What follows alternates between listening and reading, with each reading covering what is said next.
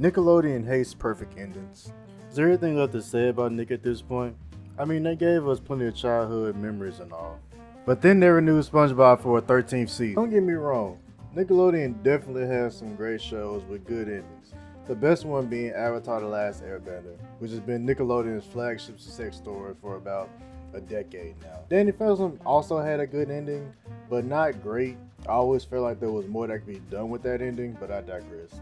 The two shows that suffered from this the most were arguably the best shows Nickelodeon had: SpongeBob and Fairy Odd Parents. Two of Nickelodeon's flagship shows for most of the 2000s don't have endings, or do they? Now we all know that SpongeBob and Fairy Odd Parents both had decently long run times on Nickelodeon, with SpongeBob and Fairy Odd Parents still going strong to this day, with Fairy Odd Parents getting the new reboot, but with SpongeBob still going strong with its original cast and characters. But they both were supposed to end almost 20 years ago.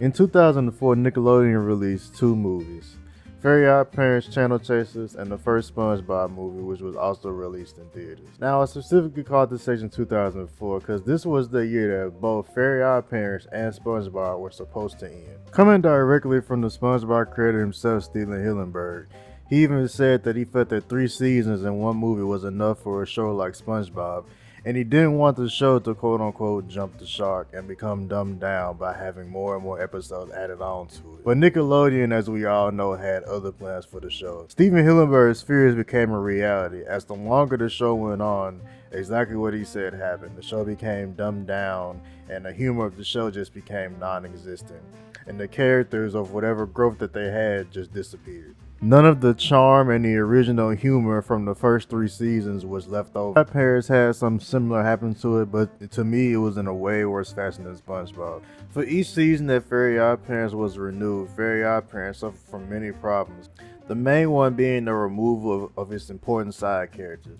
Fairy Odd Parents was a show that thrived off the interactions between its main and side characters. And this is also something that I noticed in a lot of episodic cartoons, is that the longer the show goes on, the more that they feel like they can get away with getting rid of side characters, as they feel like the show doesn't have any real story to keep up with.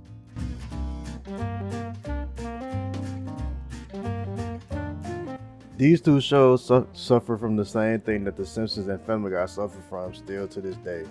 The Simpsons have been going on since the 1980s, and Family Guy has been going on since the 90s. And everybody can agree that both shows have gone on way past their primes.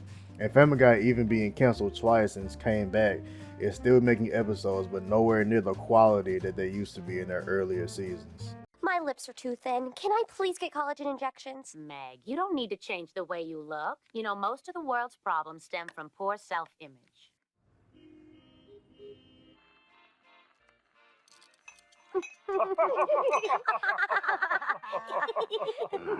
Oh, geez, how the hell am I gonna break this to Lois? If she finds out I got fired for drinking, she's gonna blame me. Lie to her. It's okay to lie to women. They're not people like us. I don't know. Hey, where's the other guy? Peter, did you throw up in the sink? 2,000 years later. Peter! Both these shows overstayed their welcome and are nowhere near the popularity that they were in their prime. And while it is true that every show will eventually have a downfall in quality, as no show stays perfect for a long time, these two shows are the pinnacle example of burnout, especially for a show like Family Guy, which now has to rely more on its dark humor and edgy jokes as they ever did before. As to keep the show funny and entertaining for new audiences, they have to up the ante with their jokes every single time, or risk making the same jokes over and over and over again, which they have done at times, but most of the time they tend to lean on the more dark jokes, which will go viral and get people to watch their episodes.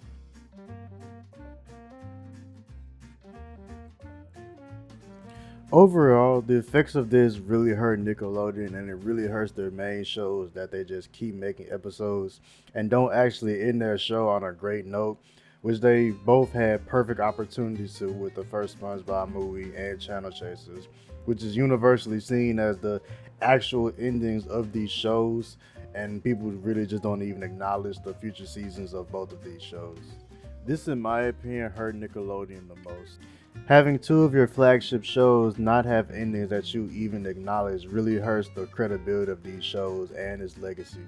Because now people only know SpongeBob for being funny 20 years ago, and the same thing for Fairy Odd Parents. People only know of these shows for being great way back in the day.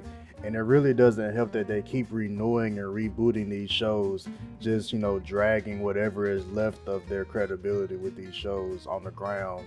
Now, I know that this wouldn't fix all the problems that Nickelodeon and Nickelodeon shows have had over the past decade, but it at least would have put a pin on two of its best shows and would have gave it closure, instead of us the fans having to see the shows be a shell of their former self and not even being what we remembered them as, which was great shows.